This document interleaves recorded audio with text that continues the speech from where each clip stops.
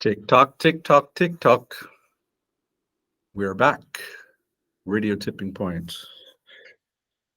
And I am not alone. I'm not alone here in the studio, although the connection is virtual.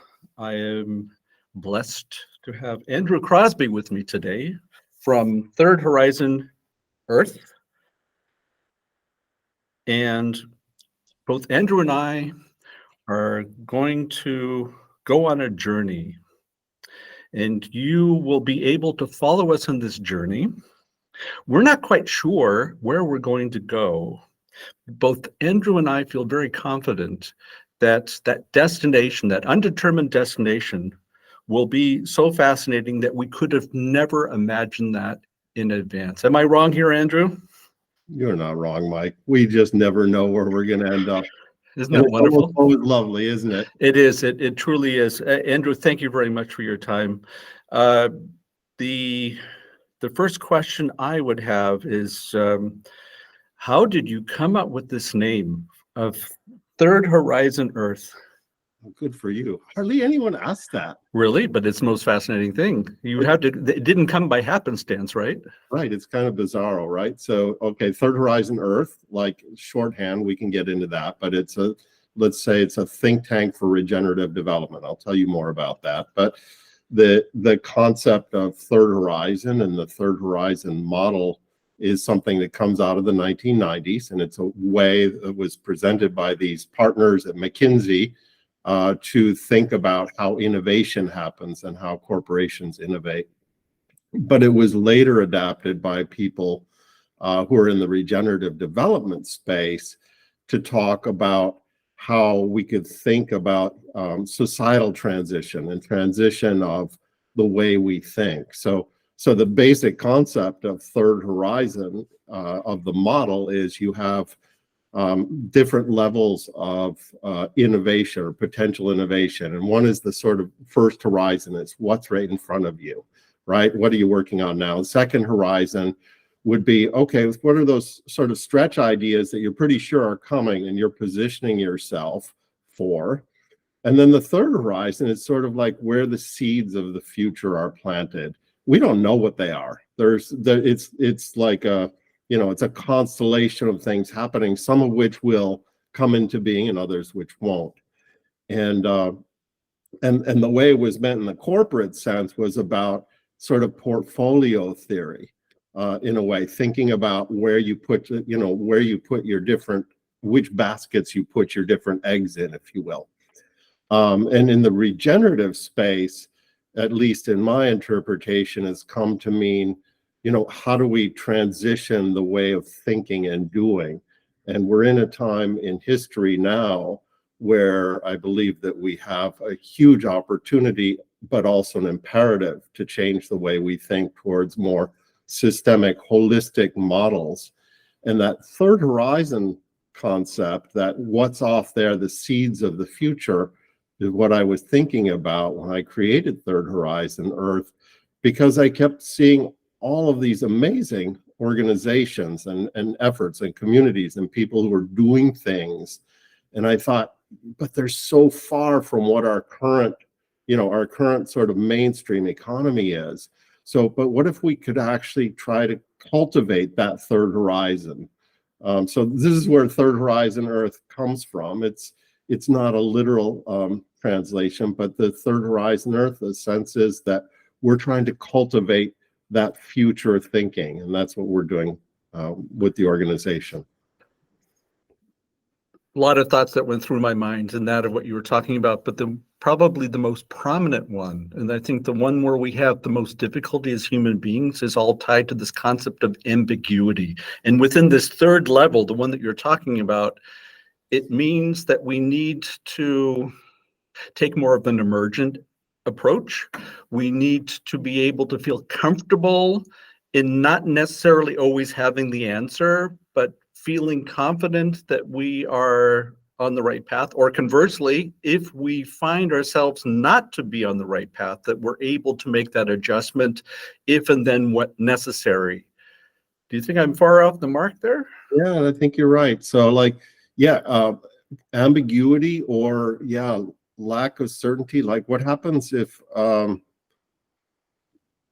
to understand a system. What if there's no playbook, right? Or what if there's a part of a playbook but not a playbook, right? What if the way you proceed relates to how others are proceeding, and you have to have this systemic sense. So you have to have situational awareness, you have to have cultural context, you have to have, you have to have all these things that are connective as opposed to directive. I mean, I think those are different kinds of skills. It's not that we don't need the old skills, right? We do. We still need to be able to think of things and think about, like, how are we going to interact in the world, and where are we going, and these kinds of things, and what's our strategy for getting there. But ultimately, it's not like a one-man band thing, or it shouldn't be. So the question is, I think, in this regen space that we're talking about, regenerative space, how do we develop that, like, that horizontal, situational, holistic awareness and ability to act, and still have that sense of what's our role, where are we, who are we, where are we going? You mentioned the corporate area, and I believe these concepts do not necessarily, they don't exclusively apply to corporates. But to get to the strategy part means that we have to have some sort of common vision, what we expect at the end, and we need to know what tasks that we need, what objectives we have vis-a-vis our vision, so that we can better reach that vision or keep that vision, whatever it may be. And then the strategy for me is the how part. How do we actually do it? So within that realm, looking at vision, mission, and strategy, how does that fall in line with that of what you're trying to achieve within your organization? Wow. Okay, so it's a mouthful, I know. Yeah, it's a mouthful. So yeah, you do have to have some idea of where you're going. So right now we have a lot of ideas that seem to have come societally to a place where we're better off than we've been in centuries in some ways. And yet we're faced with this, so what I would call, like, the climate biodiversity complex, right? It's like it's falling apart. We're being faced with these things. So the endpoints that we had aren't necessarily working. So we don't really know yet what to make about that. Like, we know things aren't working, but we don't really know, like, well, so what's the right response to that? Or I think societally we don't know that. So a lot of it is going to be that testing. And I think we're in this space where, because at least this holistic approach to development is, okay, it's old, you could say it's ancient, but in the context of where we are now, it's new. And we don't have models for it, and we don't have markets for it. We don't have business schools for it, right?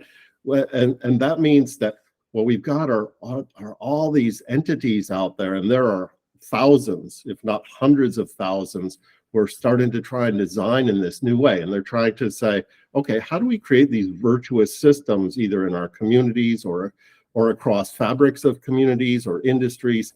How do we create those in a way that's going to start responding to what we know and what we've done, some of the good things, but then also try and shift that? So going back to, like, what's the endpoint? I think we're in this emergent space. So we know that there needs to be a different endpoint, and we're discovering what it is. So part of the beauty of where we are is we don't know. I think societally we don't know what the endpoint is. I think a lot of individuals feel like they do, and that's good. And then those are tests, right? I mean, those are things that, at least where Third Horizon Earth is concerned, we're interested in, like, okay, you are whatever. You're a business, you're an NGO, you're a financial actor, you're a government. So it could happen anywhere, right? And you're saying, okay, how do we design this differently? And then, but we don't have the mechanisms to share this. This is what we're trying to think about. So what does it look like in context when you're innovating, or when you're just trying to address your situation? Take away the word innovation. You're just trying to address what you see are the needs within your space. And then how do we do that? And like, can we share that? So what does it look like in context? Can we share it and have others benefit? So I think that's kind of half answer to, I think, what you're asking from a societal point of view. Yeah, well, it was a big question, and in fact, it's one of those, if there were such easy answers, then we should have really solved all of this a long time ago. Yeah. So what I'm hearing from you is that you're acting as a conduit or a facilitator to a certain degree. You are trying to get past some of the traditional boundaries that we've had. One of them, you mentioned the word sharing a few times, which I agree wholeheartedly, but that almost seems to be counterintuitive, although I believe it has nothing to do with intuition. It has everything to do with conditioning, because I think we as human beings do share. It's just that we've come up with constructs going back to John Locke and the whole idea of property, or looking at Thomas Hobbes and this idea, us against nature, or Rene Descartes separating us from nature, whatever it may be, because I think they all play a role in that of what you're talking about, that we've had centuries of this conditioning that has become human nature, although it's neither human nor nature. And this is really what we need to get past. Centuries of conditioning, you're right. Yeah. And let's see, how do you get past it, right? Awareness, for starters. Yeah, well, or do we even need to get past it? So like, all right, so I think so we in the regenerative space are still tiny, right? We're next to nothing. The mainstream space, there's still, I'd say, a pretty high level of confidence that the way we've been doing things will solve the problems that are in front of us. Now, I don't believe that, but I think there's so there's not a consensus yet about that shift, right? What I think is a coming shift. So part of that shift is going to be, in my view, this climate biodiversity complex collapse, or whatever you want to call it, challenge. That's going to push us. And it's already pushing us.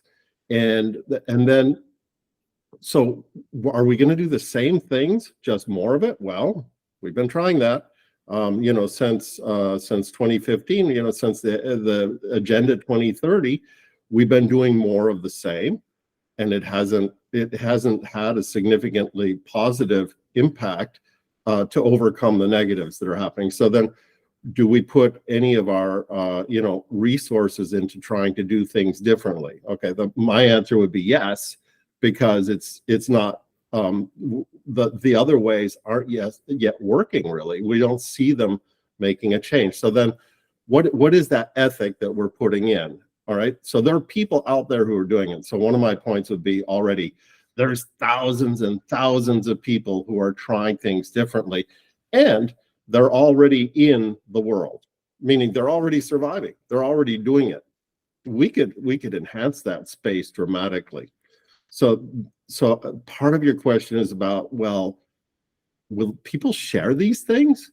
Okay, I feel pretty confident from knowing this community that at this stage, at least, people are sharing things because they know that our future depends on it. So when you discover something, or when the people that I talk to, I host this, I host a call twice weekly as well, called Regenerative Insight Circle, right? When people, mention something, probably the last thing you hear is, how do I monetize it? One of the first things you often hear is, I wish I either want to know about somebody who's doing it, or I want to share what it is that I'm doing that others may learn. So we're still humans. So along the way,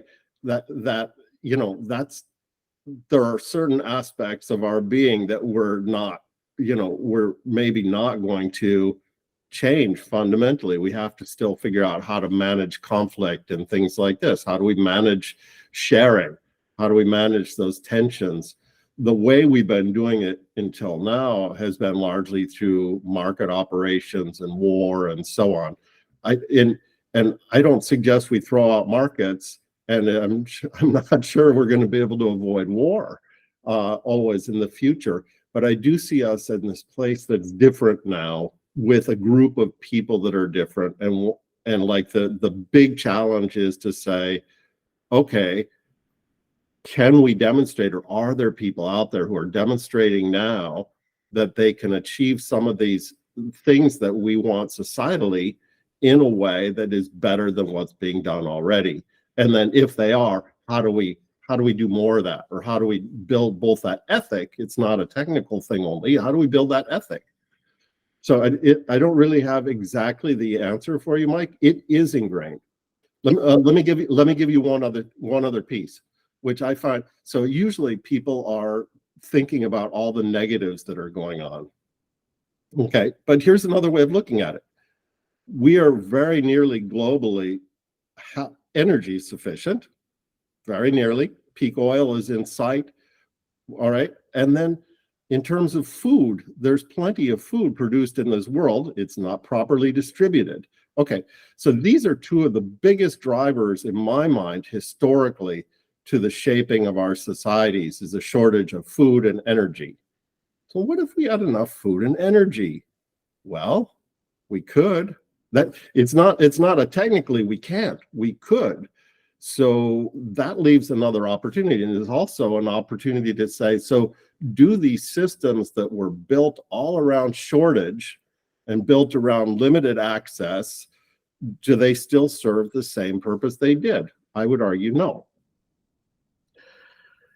Yeah. We're still at the subject of sharing, if you ask me. And I think what we need to do is look at the root cause. What are the inhibitors for sharing?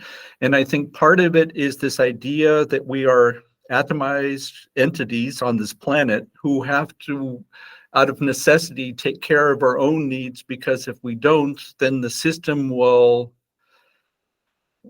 throw us overboard. And tied to those two elements that you're striving for, and you know I'm the last one who would ever be against them, quite the opposite.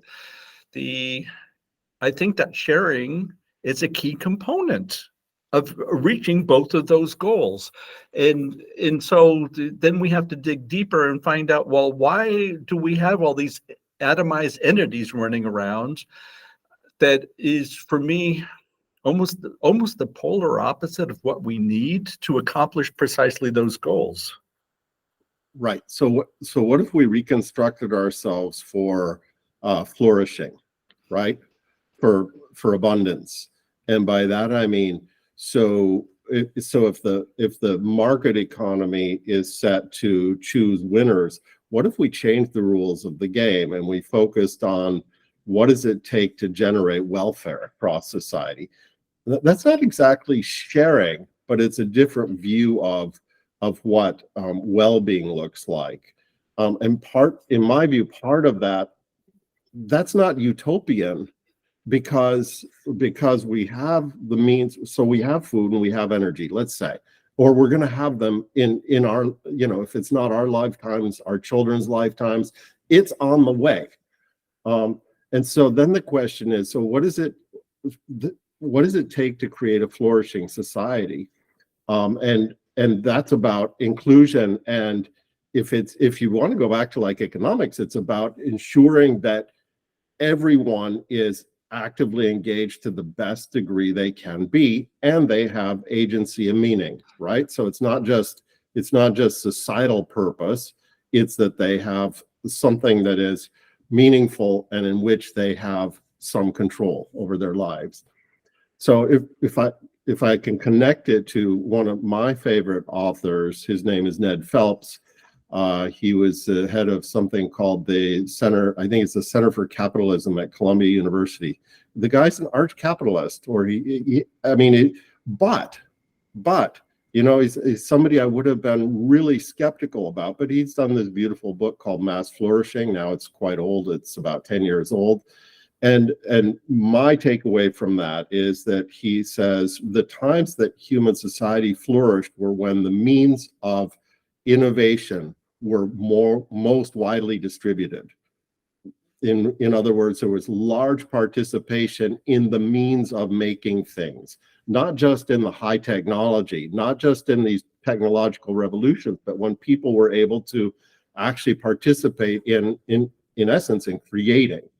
And that makes a lot of sense. So he tracked that through history, and he said these are the times. Okay, so he doesn't go as far as I'm going, right? He's still a market guy, but he says unless we can start putting these means at people's disposal, we're not going to continue to innovate. So his purpose is more about, is more about more traditional economic growth. But I think the lesson still applies.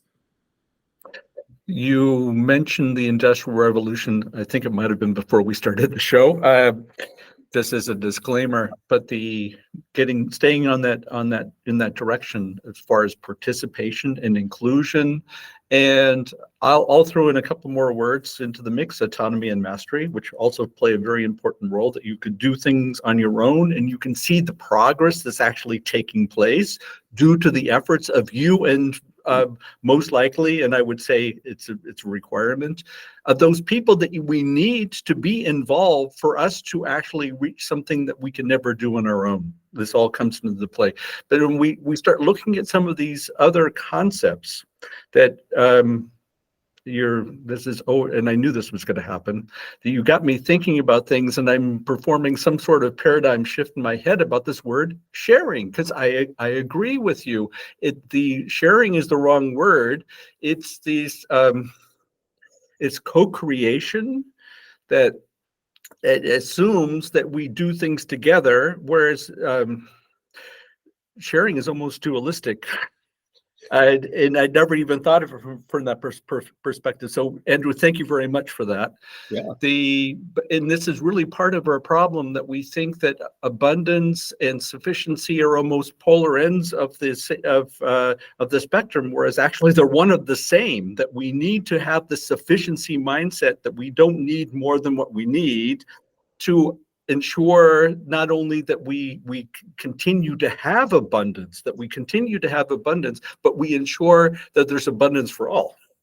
Mm-hmm. Your thoughts? Yeah. So, I mean, you and I were also just talking about nature before we started also, right? And so nature is kind of, right, it provides a lot of lessons, including there's leaves that fall to the floor. Well, does somebody use those leaves? Well, yeah, they actually go back into the soil, right? So there might be this perceived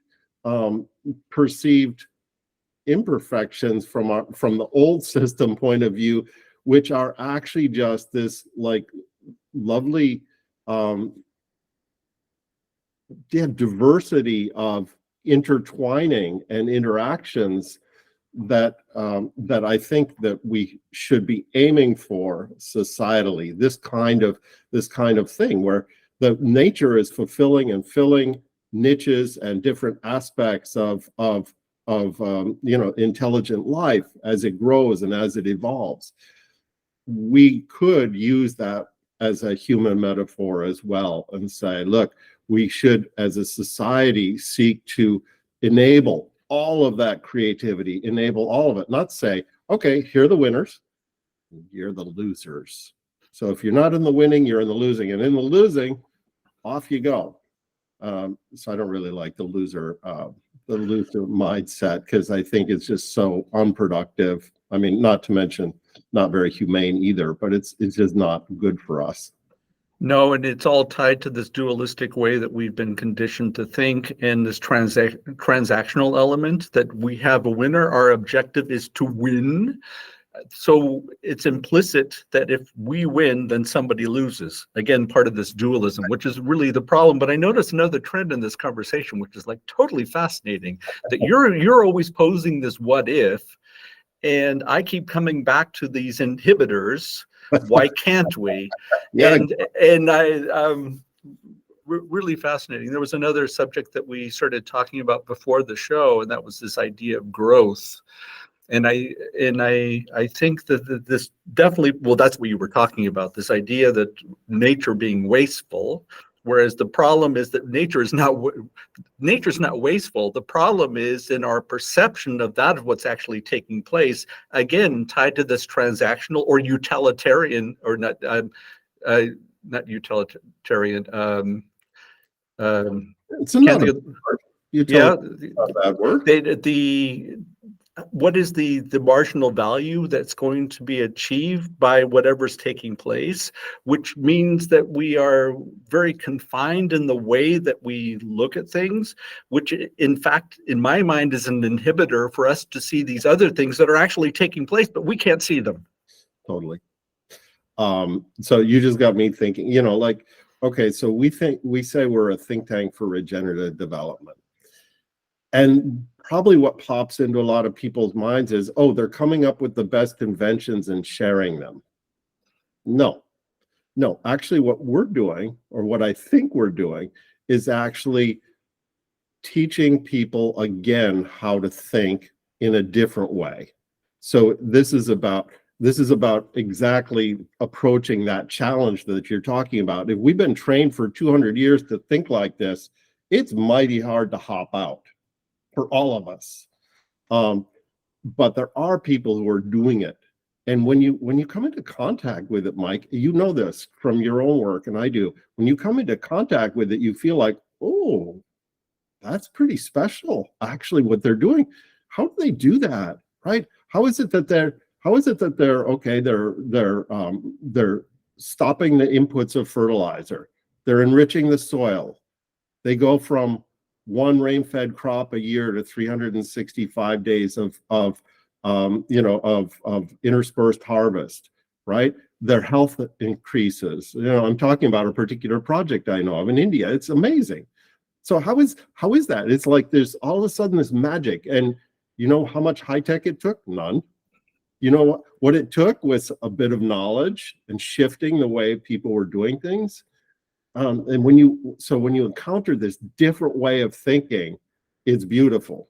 And that's why I often call these things, you know, as I see these projects, I call them beautiful things, because when you see them, you see it and you know it, and either all of it's beautiful or some parts are beautiful in the synergies that they create, and they run counter to the way we're thinking, we're trained to think over history, or at least over a long time for many of us. You know what I just heard you say?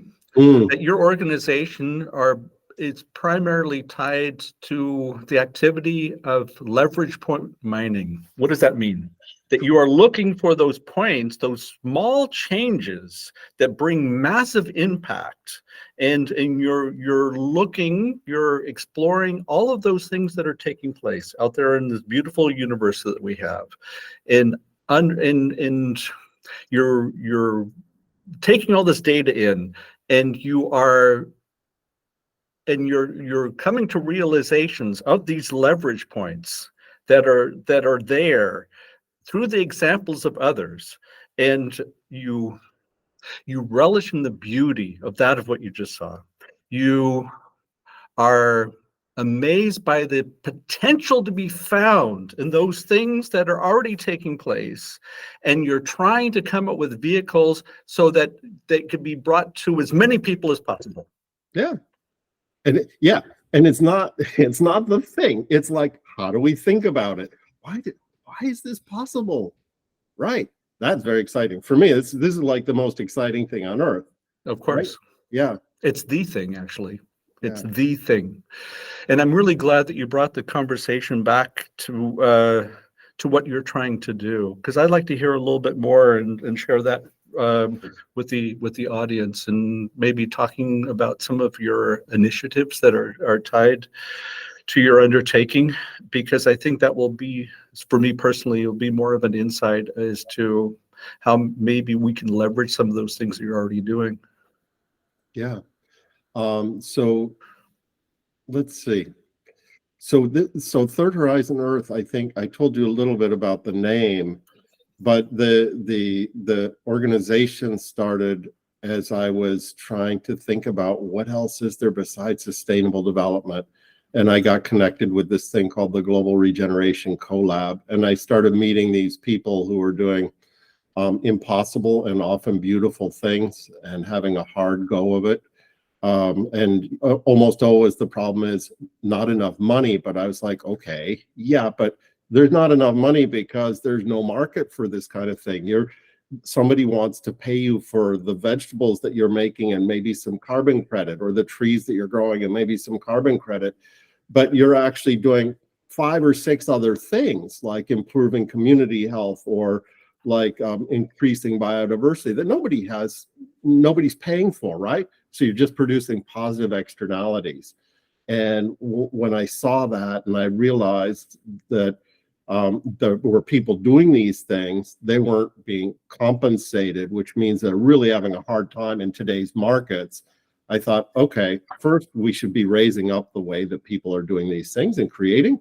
Second, we should be actually focusing on how we improve that enabling environment to make them thrive, because actually the enabling environment we have today is all fashioned around the basic capitalist system that we have today.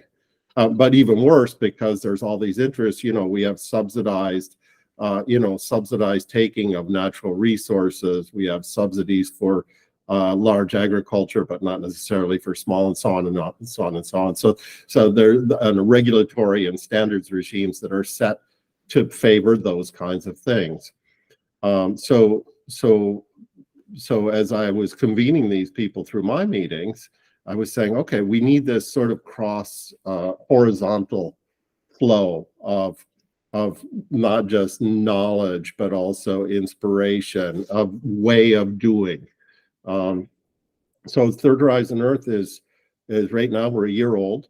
We're doing mostly publishing, and that means that we're trying to provide for people without a paywall. I can tell you about that in a second, but no paywall.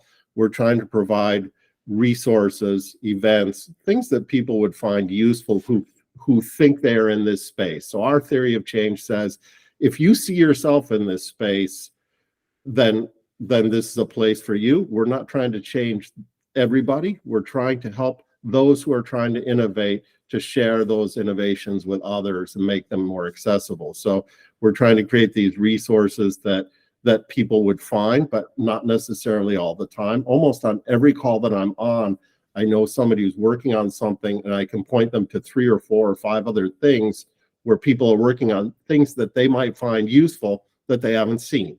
Okay, so I can do that as a person, but I'm trying to put those things in Third Horizon Earth. That should be useful to everybody, no matter what level they are. Even somebody who's working in a big corporation is charged with doing regenerative development. How do we develop this? Then there are case studies, and those case studies are what I think of as more peer-to-peer development. So we're trying to tell not, again, the what as much. You got to say what the what is, but how and why, and what were the turning points of this. So this is where we are now. We're looking at extending that into more, aside from the meetings that we're already doing, the twice weekly meetings, but extending that into more active, interactive space. So that's the function of Third Horizon Earth now. We're looking for people who are, we're voluntary right now, so we're going to be looking for funding, philanthropic funding, but the dynamic that we're trying to create is one that's totally aligned with this community of people who are thinking differently. So the cases come from those people. The cases come from you, right? The cases, what we want is for somebody to say, oh, yeah, I'm doing something important, and I'm ready to share that. First, because I believe it should be shared, but also because as this community grows, people are going to see what I'm doing. So that means we have people involved in producing the stories. We're looking for guest curators, what I call guest curators, people who are experienced in the field, who come and work on a voluntary basis for extending our reach and their expertise into the field. So it's sort of this collaborative, co-creative process. So that's where we are right now. And then ultimately, we can think about working on specific topics more deeply if we can, organize ourselves to do so and get funding to do so. So that could be anything. That could be anything from food to manufacturing development. It could be any topic. I don't know if that responds exactly to what you're thinking, but well, it not only does it respond, but it brings more thoughts into my mind, and especially that of what we talked about in the beginning of the show, tied to ambiguousness or uncertainty, feeling comfortable within that realm, and an emergent approach.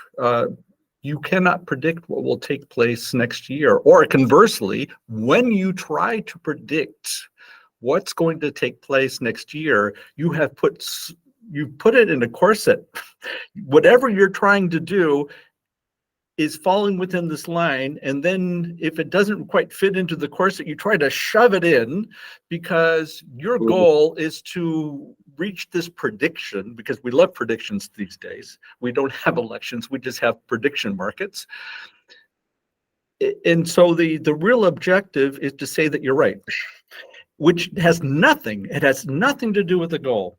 Whereas the way that you're trying to approach it is leaving it open. It's an open, you did not mention the word open, but directly, but indirectly you mentioned it a number of times. Open information, no paywall, open collaboration, open possibilities. Yes. Actually, all three, when you think about it, right? Yes, yeah. So this is, again, you could say it's utopian. In a way, it is. Thomas More is still alive, if you ask me. Yeah, but it's aligned, right? So our premise is that these people are already there. The need is increasing, and we want to help play that role that I don't see anyone else playing right now, which is, it's also, I didn't mention, nonpartisan. We're not picking winners. We're trying to understand what innovation looks like in context and how and why it happens, so that we can share it with others. So the change theory is, let's get this stuff rolling through the field so that people can adopt it more quickly. And this is really like what we're doing. So this is, it is a utopian in a sense, but if it's aligned with the community and people feel like they're generating some benefit from it and they're able to contribute to it, then this will cause this kind of virtuous dynamic to emerge.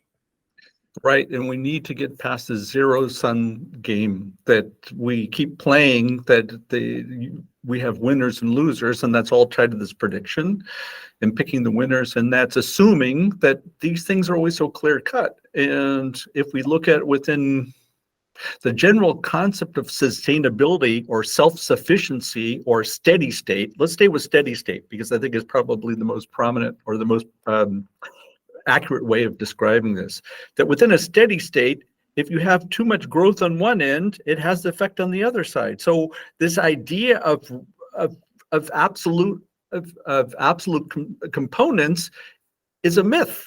It's truly a myth, but we've convinced ourselves that this is the way things are, because unfortunately we have constrained our thought processes that we can't go beyond these borders, which is really the issue, isn't it? You know, it just occurred to me, this is so funny, because you mentioned steady state. And so I've been looking, and I posted a piece a while ago that included all sorts of graphics of how people are trying to describe where we are. And almost all of them are directional. Actually, I think they're all directional. They show, degeneration going this way and regeneration going this way. They all have this dynamic that we're used to, right? It's in essence a directional growth dynamic. So again, I don't know if I mentioned this. I'm not anti-growth. I'm not against the word of growth. I think that's part of who we are. But the depth of this thinking goes even to like really everything we're thinking about. So what if the point was to have equilibrium, which actually doesn't sound that bad, some kind of equilibrium. It doesn't preclude growth, and it doesn't preclude death, just like life doesn't, right? What it means is that you're in this dynamic that is not, the bounds of it may be largely known, but the dynamic is, is something that is swinging back and forth. And that's kind of interesting. So at least it is to me. And it's not a steady state, but it's like maybe it's an oscillating state, just like nature. Yeah, well, yeah, I not only do I agree with you, but I think part of the problem is that we tied to this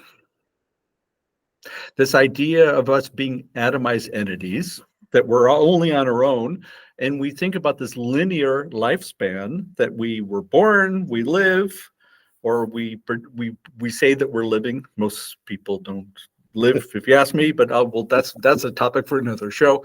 And then they die, and they think that's an end.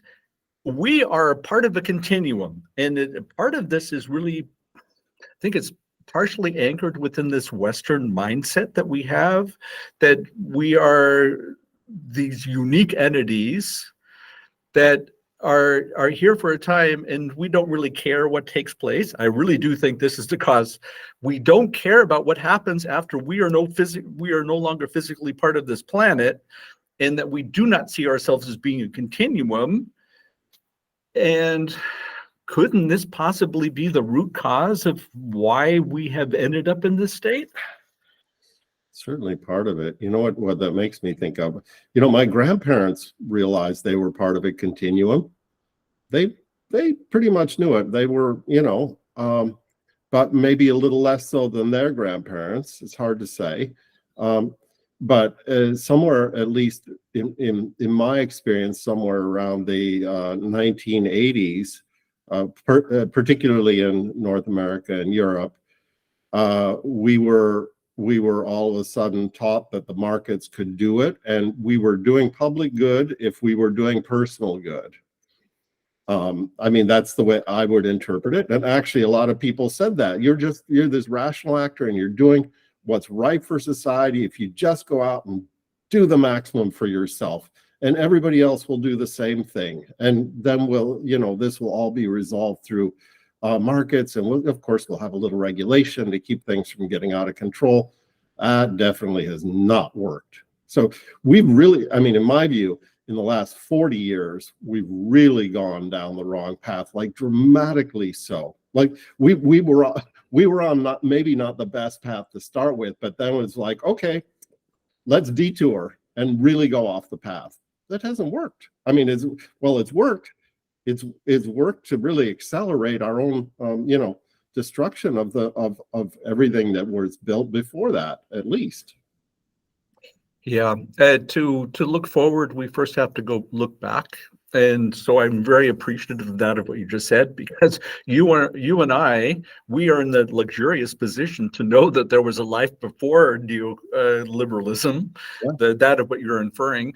But of course, there is a life way before we showed up. And a subject that I spend a lot of time on these days is concentrating on what we call very often Indigenous Wisdom, of ways that we already know. We have this knowledge. This is not an unknown entity. The problem is that we have discounted this knowledge in thinking that it was not progressive enough, or it was not modern enough, or whatever. You can choose the moniker, whatever it may be. And we've discounted it, although the alignment with that of where we need to go back to is to be found in the past. Yeah, I think there's a lot in the past that we can learn from, and we have to figure out how to merge that with what we understand now. Yeah, so I'm not one who favors going back. Well, so we find I think a lot of in this regenerative space, a lot of people who are going back to just us on the land. We're going to be completely local. We're going to do things the old way. I'm not against them, but I don't think that is going to be a viable way societally for us to exist. Mostly because we are deeply interconnected. So we, in my view, we have to, not only at the community level, but at the international level, we need to be able to resolve and work on some of these things together, like climate change or biodiversity loss. International trade has been damaging for some things, but it's been incredibly useful for others.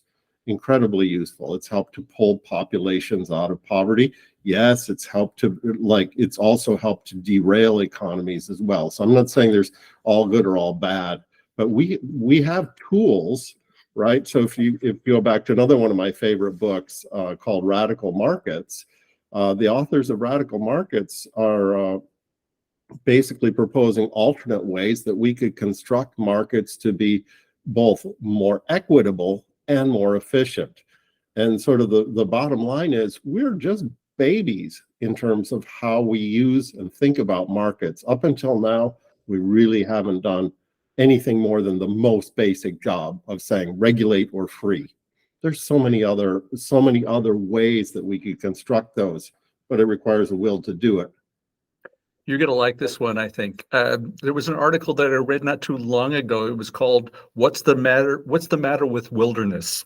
And the whole premise was that this idea of wilderness is almost like an alternative fact, because we are assuming that throughout the years that we are going back to a state that cannot exist due to the fact of us using nature as we have over multiples of years.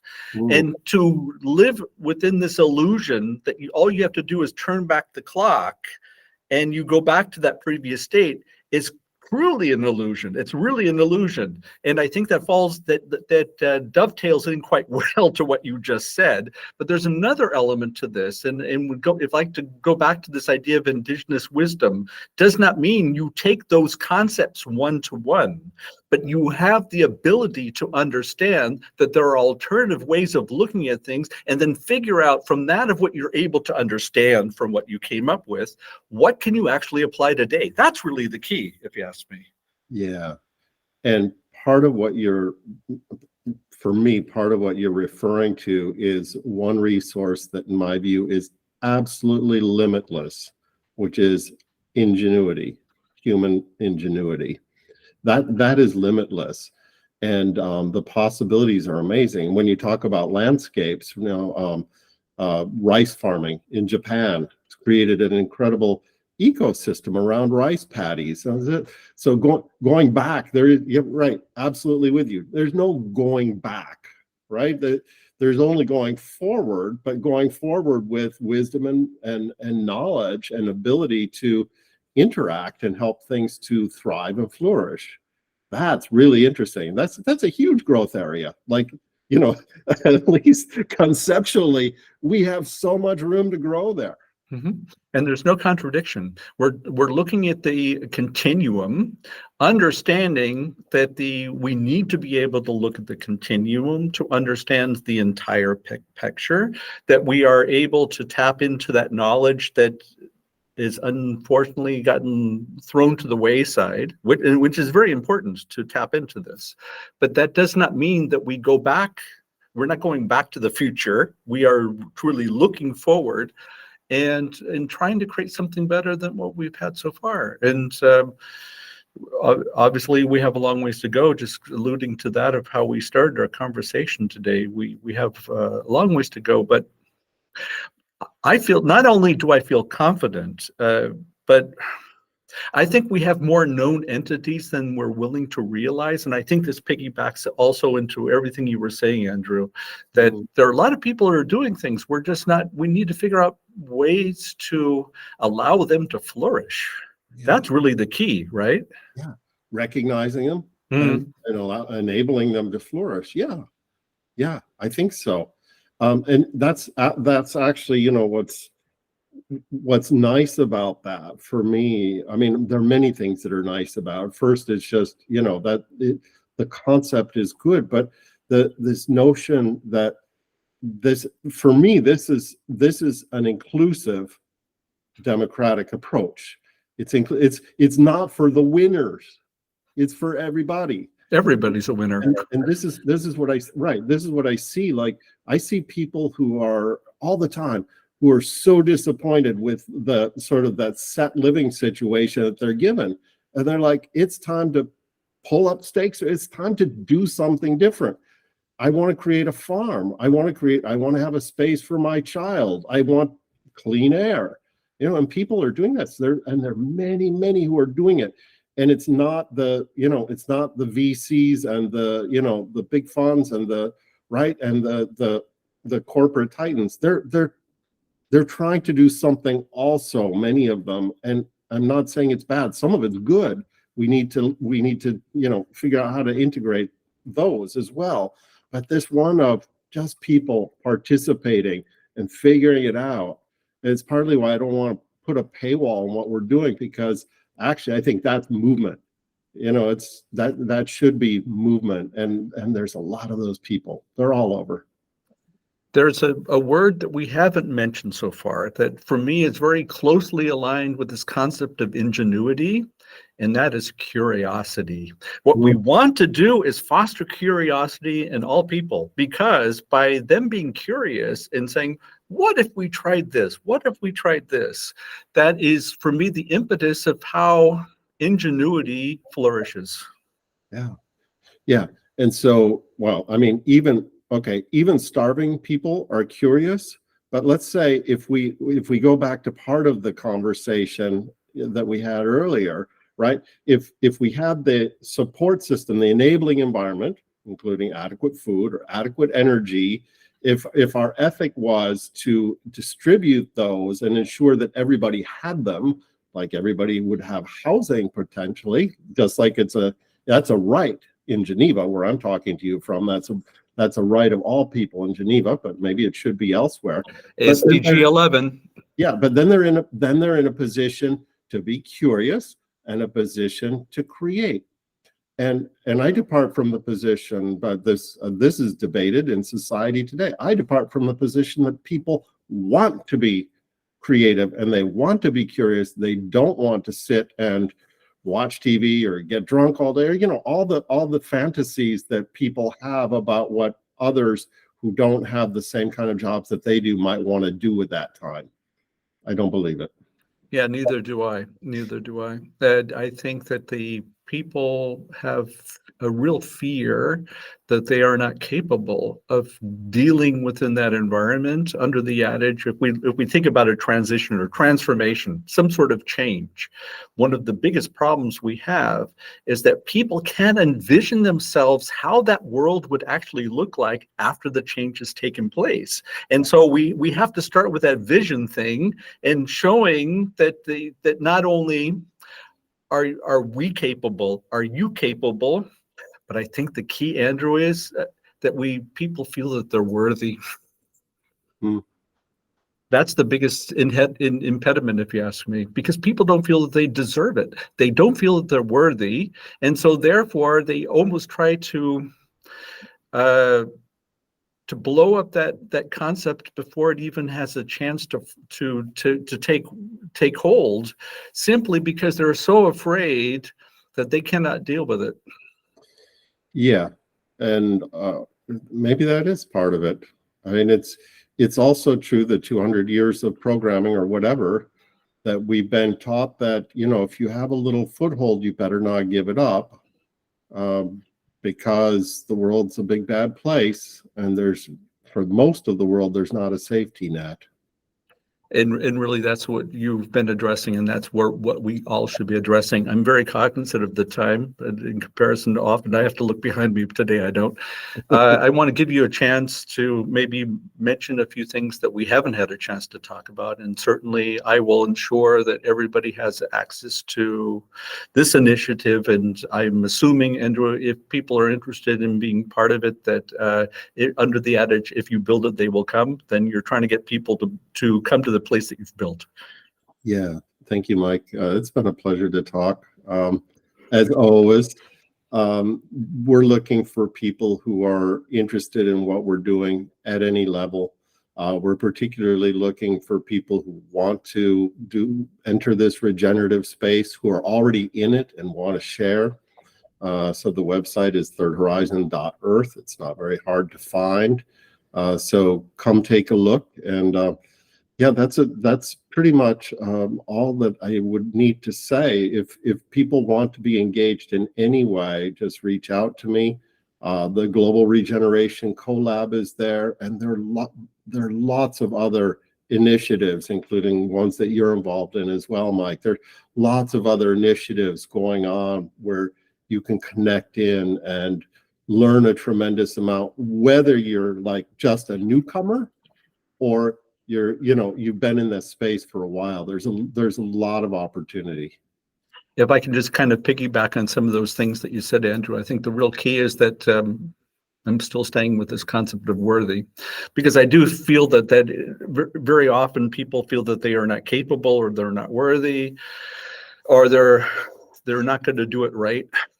And this is wrong. This is the wrong way of looking at it, because there is no right and wrong. It's just doing it. And in my personal opinion, it's all about living a full life.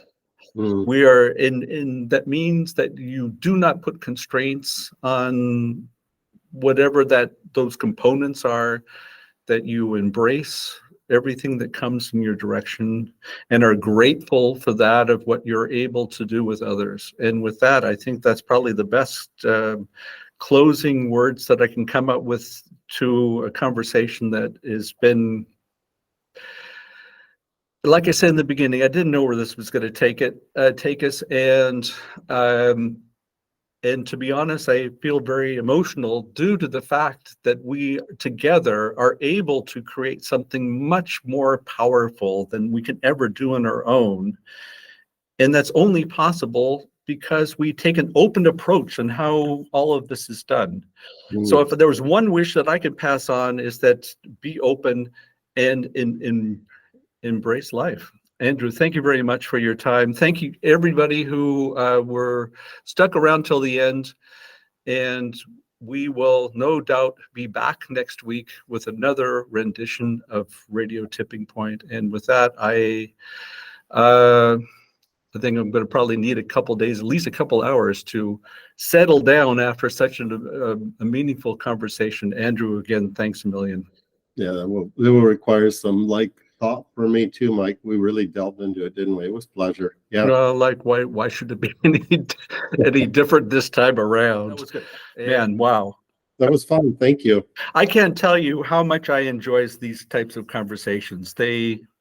It gives me all kinds of food for thought, because I will be thinking about a lot of the things that we talked about, and they'll be going in my mind with the intention of, I'm always looking for different ways to broaden my horizons. And I think the only real way we can do that is by having conversations where we are able to explore things where we don't know where it's going to take us. I agree. Yeah. Well, that's what you do twice a week. Precisely that, I know. Yeah, I enjoy that. It's good.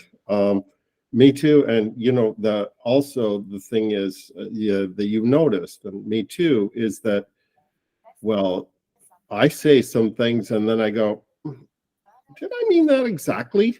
Right. So I've definitely learned from you, and your framing and what you expressed was very helpful, very interesting. But then I'm also listening to my own responses and going, is that the way I want to respond? Is that what I mean? Right. So it's fun from that perspective too. There's yeah. Oh gosh, when I think about how often I've changed the way that I've looked at things simply because of these types of open dialogue. And to be honest, I use the show as a almost a form of therapy, if I could put it that way, because to be honest, I close my eyes and I don't even know what's going to come out. That's how bizarre it is.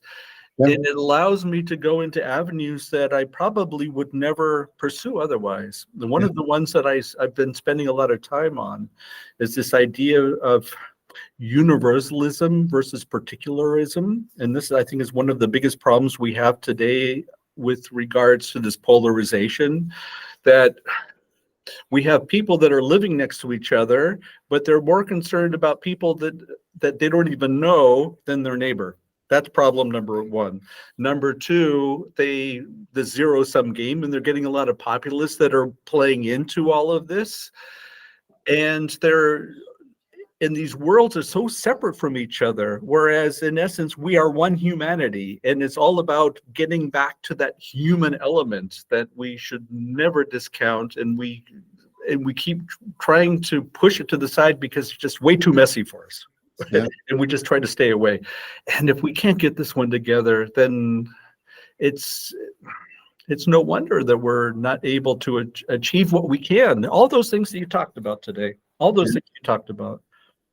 The human part is by far the hardest, and everybody would rather talk about anything except for the human part. Yeah. It's way too messy. And furthermore, it allows us it forces us into a position where we feel way too vulnerable, and we don't like that as human beings. Where we lose control, and we feel that we need to have control, because if we don't have control, then we don't know what's going to take place, and it's all back to this predictive thing that we want to be able to predict how tomorrow is going to be, and we don't even spending time living today. Right. Or we are so obsessed with yesterday's thoughts. That's another part of it as well. Another challenge. Wow.